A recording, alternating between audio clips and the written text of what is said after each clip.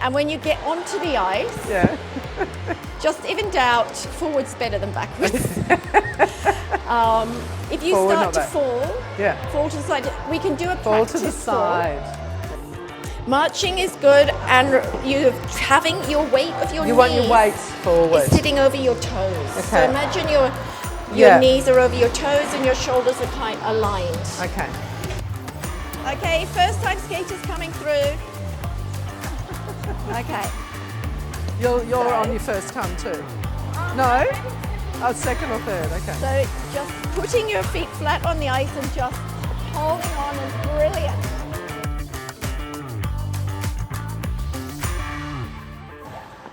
Okay. And you can rest your hand here but not your weight. Yeah. And remembering what I said about the posture, just Oh, you're supposed to be tiny forward. steps. Tiny steps. You get as low as you can, Yeah. this horrible thing, and then just let yourself fall. So to get up, you go like this, and you have to put your knee up. So you got your hands on the ground, Yeah. put your knee up behind your hands. Now this feels unnatural, but push down on your knee with your hands to stand up. Brilliant. Yes. Yeah. I know I'm getting ahead of myself, but how do you do those like? Push out with your knees, and as you go out, as soon as you start going out, pull in with your toes. And then back. And then back. So that's a really good exercise because it means you're shifting your Oh, weight. shifting your weight, okay. I'm feeling optimistic about Are you? this. Good. Everything Yes. you want to learn, you have to answer one question about writing. Okay. Okay. Absolutely. You said that you were going to write a book, and your daughter said to you, Yeah. you've been talking about writing a book for 20 years. Yep. And So I think it was a bit of a, one of those wake-up calls, and you're like, yeah, she's right. I am talking about it, and I haven't. But I hadn't found any topic. No, it was like a sort of far-off idea that I think I thought I'd write a book about work. I never thought I'd suddenly write a different type of book. Yeah. And I think you also said to me that that you would have had trouble generating characters for a story. Maybe for as a first novel, book. Thinking Yes. about a novel. Like I wasn't sitting there thinking I really want to write a novel. It's not. I don't think I have an aspiration to write a novel. Yeah. But I never even really realised that. I guess I could write, like narrative non-fiction or anything like that. Yeah. But what happened was the story found me, and then I felt compelled to write it. Well, I've had vague thoughts in my life that I might write a book, but I always thought it might be something more related to work, so more, psychology-ish related. But then what happened was I got an unexpected invitation, an email from an amateur historian called Michael Pether, totally out of the blue, saying to me, would I like to come to the 75th memorial service to be held on the actual beach where my great aunt and those other 21 nurses were massacred. It turned out that he found me via a blog that I'd written for work, and the blog was posted on LinkedIn, and it was about resilience and my grandmother Jean, who had lost not only her only sister but also her husband, and both really in traumatic circumstances. And I only mentioned my great aunt's name once. And her full name, it's such a beautiful name, I have to say. It's Dorothy Gwendolyn Howard Elms. Isn't that nice? Bud is her nickname. So he must have had a Google alert out. Right. And I really couldn't get over that. It felt like such a sort of piece of, like serendipity. I just got shivers and I thought, I have to go. Something was beckoning me. It felt like an adventure. I mean, Bud said to her friends, oh, this is the chance of a lifetime. And I think initially I was just curious. Is that when you actually put pen to paper? Or had you been writing little bits and bobs before I've been then? doing my blog. Oh, you've been doing the blog? So the impulse to write was always there. Yeah. But it was more that I wrote essays or, things related to work. So the impulse to write more creatively wasn't necessarily there. What happened was I just felt compelled to write. So the story found me, and then I just felt I just started writing. There's the dramatised account, which is the last 48 hours of her life, and that is very high stakes. It starts with the bombing, and that's interspersed with her real letters that my own aunt actually came over and gifted me those letters. It was like she was handing me this family baton of unfinished family business, and I took it up, not very unaware of what I was getting into. I didn't realise what would unfold when I started, because the other part of the book is my search, sort of truth-seeking, truth-telling, but also asking these questions of like, how do we memorialise these women of the past? Is it better to speak up or stay silent? All of that stuff. Erasure of women's history. So the creative writing is basically like a pastiche of all of that research I've done, and then me bringing my imagination, from my acting, my sense of character and character and dialogue and interiority, and in terms of what they might have been thinking and feeling and what they were experiencing in the last 48 hours of their life. So it all went together. And I sort of wrote it like that.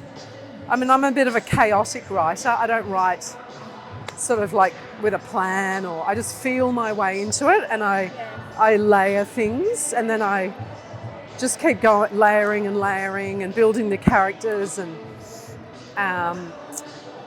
the language. And then when I then find out, oh no, that couldn't be right or whatever, then I just sort of excavate that bit, scratch it out, tear it up, throw it away and start again. I mean, it's so hard to know, isn't it? When you you finish this process, which took lots of, different input from different people, not just me writing by myself, but then you put it out into the world and you just don't know. It's at that moment, I think you have a bit of a moment of, you really have to hand it over, and that's hard because it's been so much under your wings, and then you're released like a little baby going out into the world.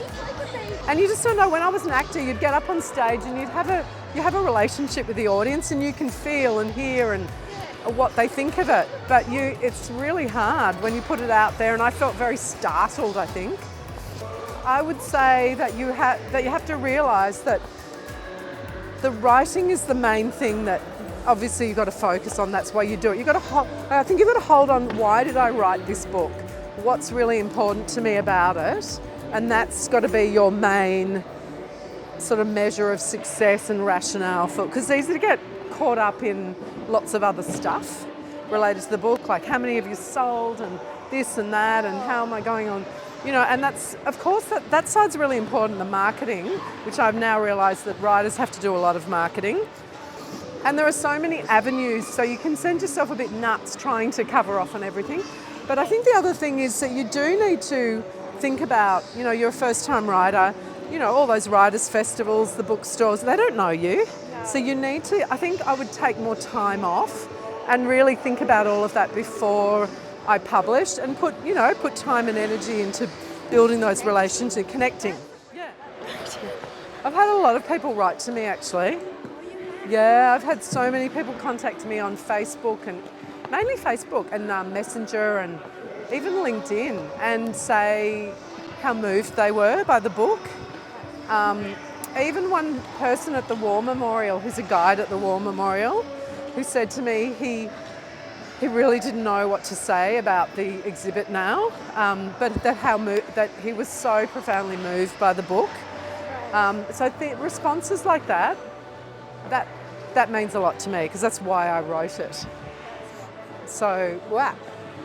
All these relatives still around. Yeah. Say to the camera, Georgina has not stumbled once. I know, this is not. Yeah, right. Do you want me to do some? Future author.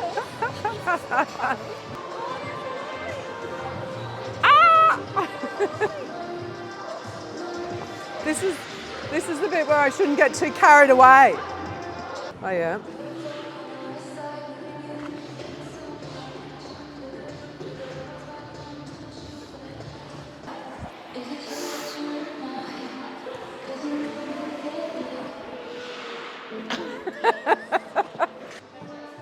Now I've learned that I quite like ice skating.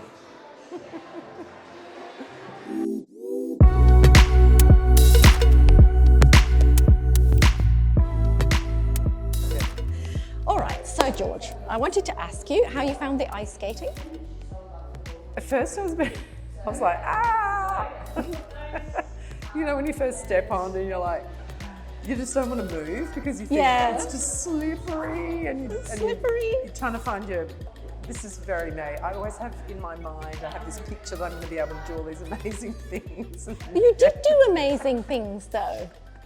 That's the thing. I thought it was really incredible. I thought you were very graceful and I thought you were very able-bodied and thank you. and fit, you know. And I suppose maybe it's good to have this sort of, you know, through our lives we learn. Delusion. No, I think we pick up skills. For example, to talk about myself very briefly, I was never good at sport at school. I never got onto the teams or anything, but I loved sport. And so I did little bits of things. I do ballet for a term, not get on any, you know, kind of, never get to do a show. I do trampolining for a term. I do all those things, but I've built up these skills. And now I'm an adult, I can just go, here's my money. I'm going to do ice skating.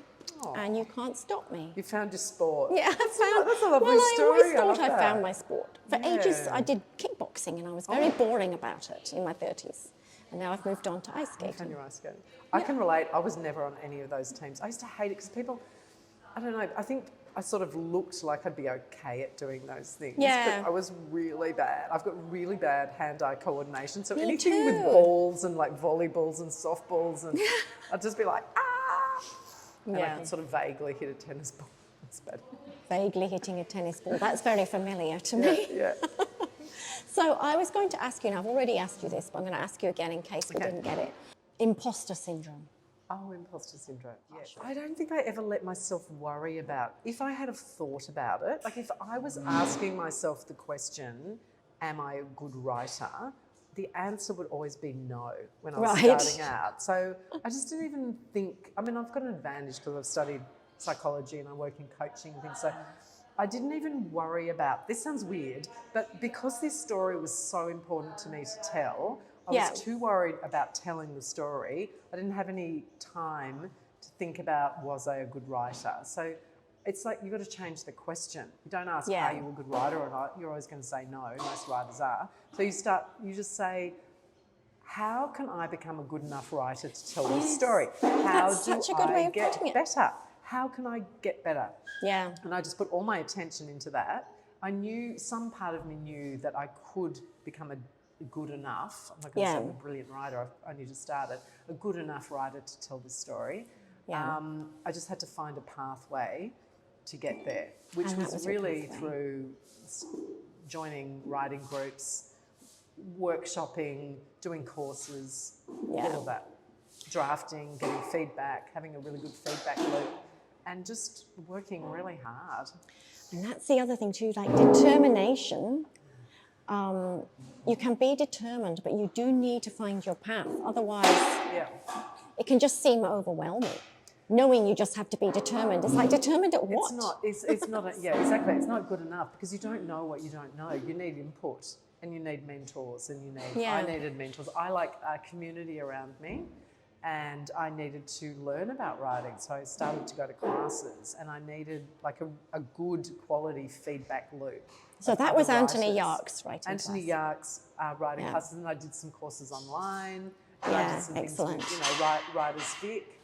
All of those things, and also having my amazing writing group, and we would go and we would talk through issues in our books, and we would we'd workshop chapters of each other's work. So over time, you're building up this incredible, deep relationships with people that you love and trust, but that also know your work and what you're trying to achieve. Yes, and that's really important. Rather than it's not just isolated bits that they're workshopping, they get to have a and they all have they're all got a serious goal as well, I think. Yeah. You know, everyone has something they're working for a long period to achieve. Exactly. So like, and they've got your back. They're on your side. They want you to succeed, and you're invested. They're deeply invested in your work, and you're deeply invested in theirs. But you also have this other writers group, which is more recent, which is a debut writers WhatsApp group, which has been quite useful. Which is totally massive. Yeah, there's 40 of us. 40 of us on WhatsApp, like ping, ping, ping, ping, ping. I know at least one of these people. Yeah. Do you? And a real range of people as well. Yeah. So it's a different environment, but they're both quite useful. And everyone the going course through the system. same thing. Yeah. What I didn't realise was how much work the writer has to do themselves. Yes, a lot of people Yeah. are surprised at that. Yeah. Yeah. So now I know that. I would really try to take probably a few weeks off before it gets published. I think it's really important to do a lot of that work before. So their book's not just coming out into a cold market. Cold thing. And also that it is a strange alchemy, that publicity. You don't know quite what works. But your point about doing something before it comes out is so important. Because as you were saying, you could just show up at a bookshop, no one knows who you are. Yeah, exactly. So your book hasn't come out yet. Especially, So and I think especially that's such a good first-time point. author. Yeah. So your book got very good reviews though in the end, didn't it? Lots of stars. Congratulations. Yes, thank you. Have you dared to look on Goodreads or? It's only one of the first pieces of advice my WhatsApp group said is do not look on Goodreads and do not look on Amazon. But guess what I always do? Yeah. Look on Goodreads and Amazon. I just can't help myself. I do too. And Who are those 2-star people? If I ever find them. I can't help it. I just have. But I've been lucky, so I'm very grateful so far. Touch wood. Well, it's a wonderful It's book. veneer, I think. It really is a great book. Congratulations. Thank you. And good luck for the future. Thanks, Lucinda. You're Thank welcome. you.